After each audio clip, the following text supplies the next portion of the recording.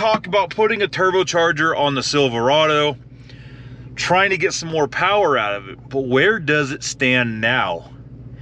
Honestly, I don't even know what the horsepower is. I highly doubt it's anything close to what it's supposed to have from the factory. So we can see right now, it's 30 degrees outside. You'll notice the flickering because of LEDs and camera stuff. We're fully warmed up. We have a full tank of gas. We've got good oil pressure. We're gonna see if we can do a burnout. And yes, we are in Mexico on a closed course.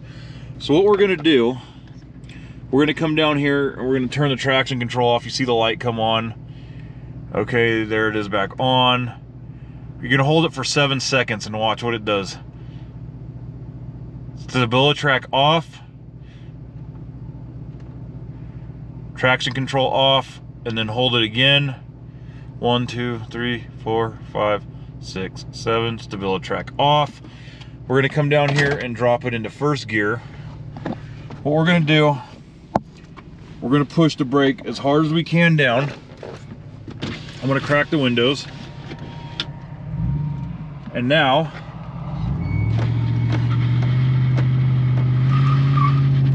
that's it.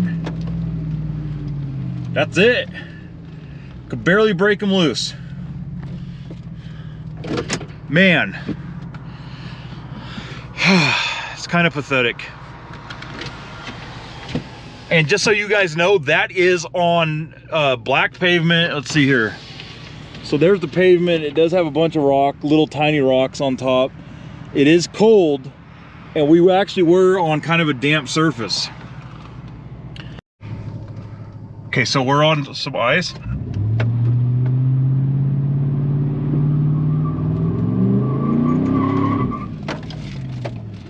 There we go. Has to be on wet pavement. Barely, you see, even on wet pavement, it barely wants to do it. I'm learning stuff about turbos that I had no clue, like the different sizes on the front and the back, on the hot and cold side, the different sizes openings, the different type of openings, the different impellers. There's just so many things. So the biggest complication on this truck is that dang active fuel management. So that's why I'm thinking I'm gonna end up buying a used motor with a good core, and I'm gonna have to get pistons, rods, bearings at the minimum, and then drop a cam in and just put some decent aftermarket rollers, lifters, whatever. And even heads, holy moly, man, Texas Speed, I was looking at all these different brands, and they get expensive.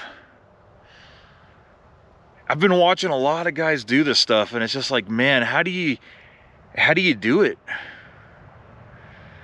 So I'm really gonna start reaching out, and I'm gonna start figuring this out, okay?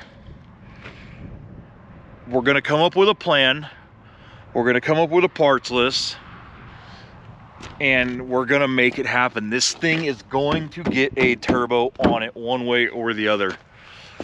Whether I blow up the motor that's in it, I don't know yet. I don't know.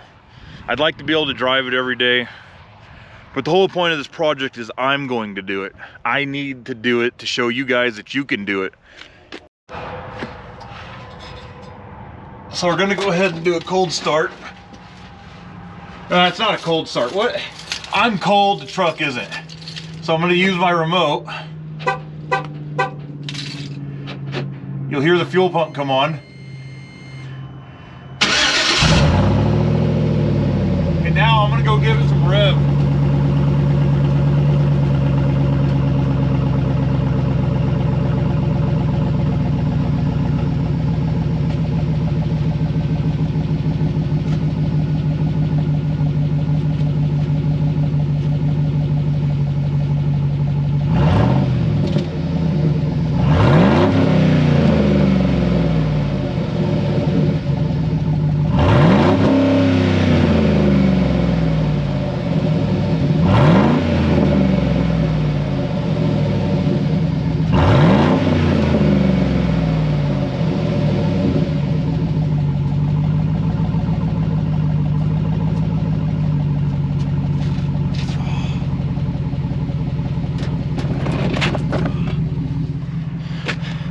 there you have it.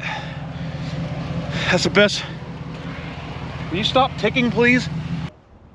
I've done a lot of work on vehicles. I know I can do it. It's gonna be a week of anxiety, a week of learning, trial, error, throwing wrenches, getting the wrong parts, you name it. But we're gonna do this. The Shittyrado is going to get a turbo, a motor. We're gonna do this. I'm gonna make this the truck that I want to make. I'm gonna make this the truck that I want to drive. This has been one of my favorite vehicles I've owned so far. It's comfortable to drive. It has plenty of power for what I need, but we could always have more power with a Wuhan war whistle. We're gonna debadge it, and I might even get it wrapped.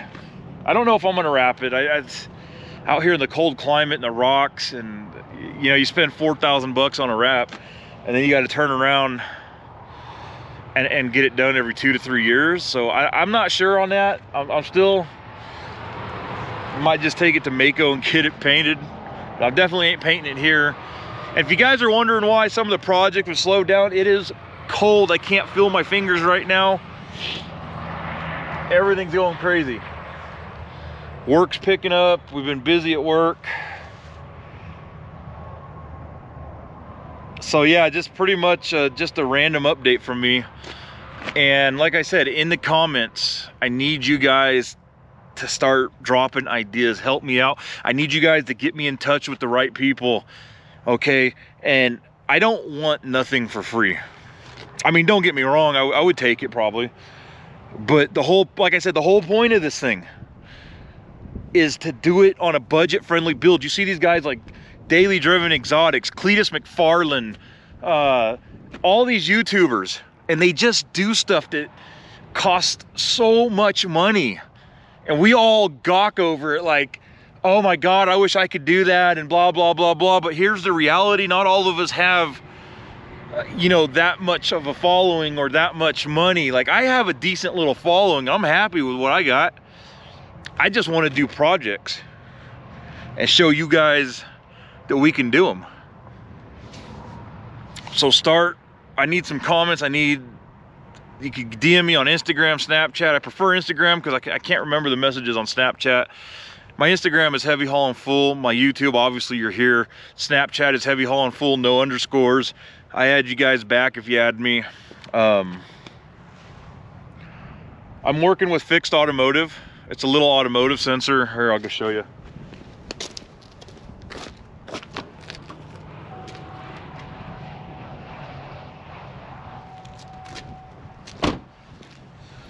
I want to show you guys that it can be done. Like, yeah, I could go out and buy a $15,000 motor. I could go out and buy a $7,500 built transmission. I could go out and buy a $4,000 transfer case and a $3,500 rear end. And next thing you know, we have a $70,000 truck. Okay, I have a dent in the hood from trying to slide across the hood. There's imperfections on this truck. There's things about this truck that drive me crazy, but at the same time, I love this truck because it's my truck. Everything under the hood is pretty much stock, with the exception of the wire I ran for the subwoofer. And then here's the box right here that controls the lights. It's wireless. So I run my lights to this box, and I have a remote inside the cab, so I could turn these on and off without having to run wires in the cab. I do plan on doing a cold air intake, and I want to do a turbo setup. And there's actually a lot more room than I thought. So if I do a turbo, it'll come up right here. I was thinking about putting one in the bed, but I'm just really considering putting it in the engine bay now. There's just so many things that I got to think of, and I'm not sure what direction I want to go.